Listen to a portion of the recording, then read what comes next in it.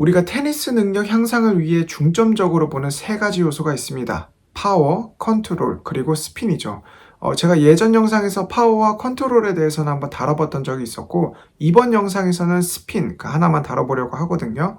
스핀은 조금 이해하는데 어려운 부분이 있어서 정확한 데이터와 함께 좀 깊이 들어가 보려고 합니다. 이번 영상 집중 잘 하셔서 스핀에 대한 정확한 이해를 하시는데 도움이 되셨으면 좋겠습니다.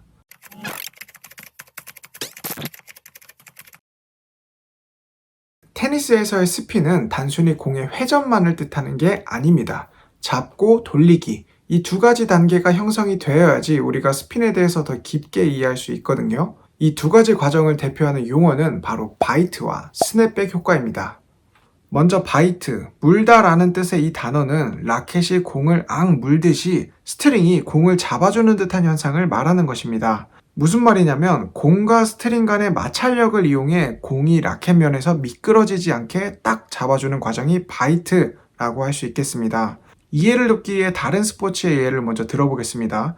야구에서 실밥이 얼마나 중요한지 많은 분들이 아실 거예요. 투수가 공을 던질 때 실밥에 손가락을 걸어서 실밥과 손가락 사이에 그 마찰력을 발판 삼아 공에 회전을 넣거든요. 만약 실밥이 없다면 공이 손에서 미끄러져서 회전을 주기 어려울 거고, 그래서 야구에서는 선수들이 회전력을 증가시키기 위해, 즉 손과 야구공의 마찰력을 증폭시키기 위해 약물 같은 걸 손에 바르는 행위를 종종 하거든요.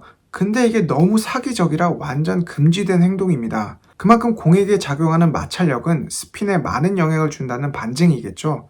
마찰력이라는 용어의 뜻을 보면 두 물체 사이의 미끄러짐을 방해하는 힘, 그리고 그 힘은 반대로 작용한다고 되어 있습니다. 테니스에선 슬라이스나 발리 같은 백스핀을 제외한다면 우리가 치는 기본 스트로크에선 상대방이 친 공의 반대 방향으로 회전을 걸어주거든요. 그러니까 내가 스핀을 더 많이 걸고 싶다면 상대방의 공에 반대되는 힘을 가진 이 마찰력을 최대한 이용할 줄 알아야 한다라는 말입니다.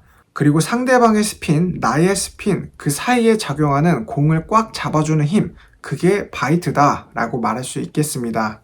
두 번째로 말씀드릴 스핀의 구성 요소는 스냅백 효과입니다.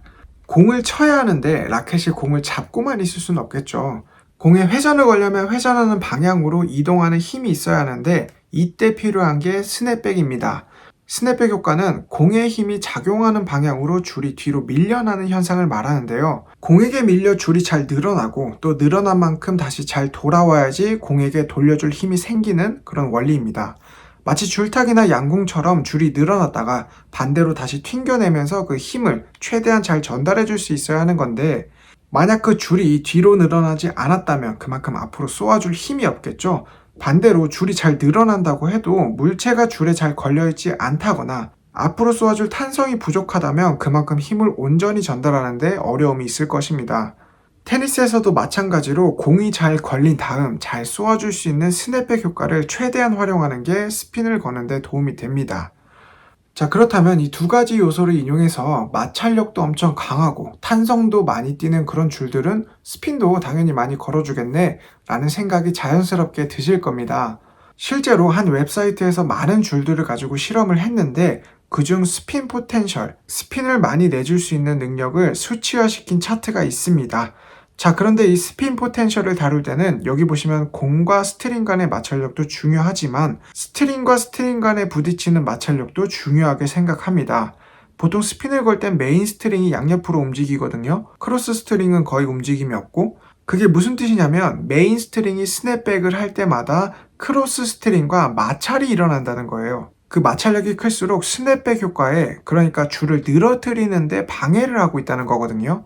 이렇게 되면 스트링 표면을 엄청나게 까끌까끌하게 만들어서 마찰력을 크게 만들면 공을 잘 잡아주는 바이트에는 효과적일지 몰라도 줄이 뒤로 밀려나는 걸 막아주는 효과도 생겨서 다시 공을 튕겨주지 않아 결국 스핀이 덜 걸릴 수밖에 없다라는 말이 됩니다. 실제로 바볼랏 오리진이라는 스트링과 알루파워 러프라는 스트링의 스핀 포텐셜은 별 차이가 없게 나왔습니다. 그 이유는 바볼랏 오리진은 공과 스트링 간의 마찰력이 적어도 스트링끼리의 부딪힘은 적어서 또 탄성을 이용한 스핀을 걸 수 있게 설계가 되었고, 알루파워 러프는 줄 표면의 마찰력을 높여 공과의 마찰력이 커졌지만 그만큼 줄끼리 부딪힐 때 방해가 되어서 결국 오리진 스트링과 비슷하게 측정이 된 것이죠.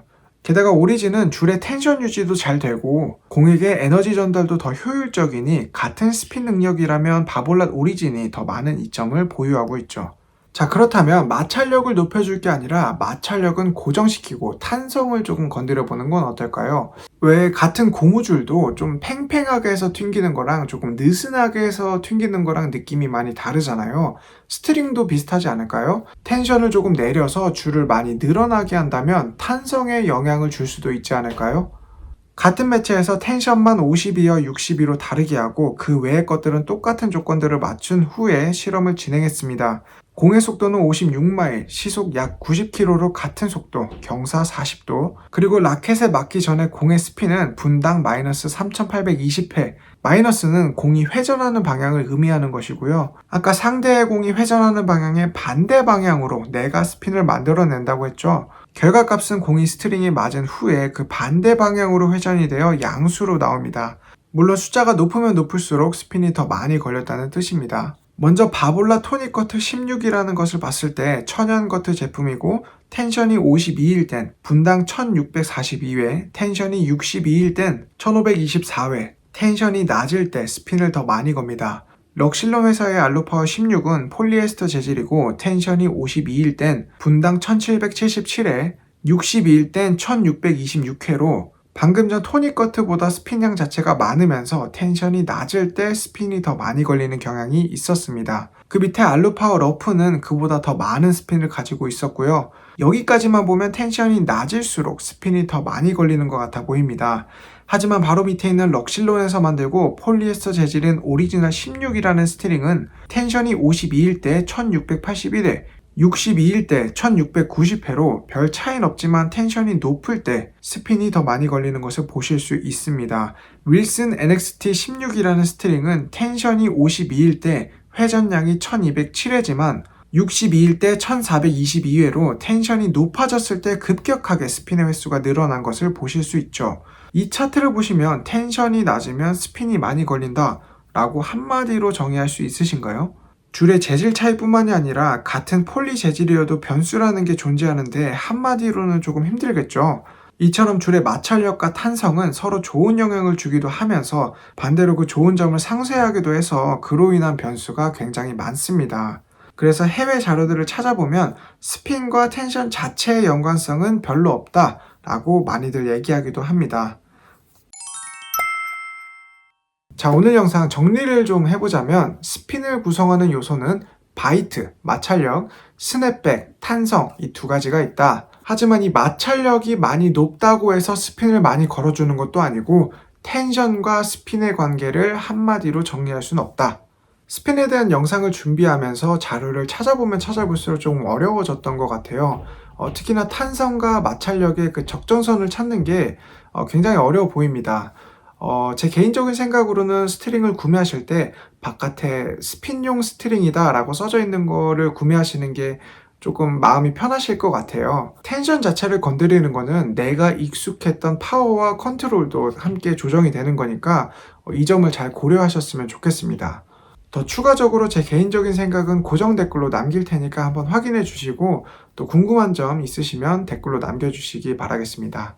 그럼 저는 다음에 더 좋은 영상으로 찾아뵙겠습니다. 감사합니다.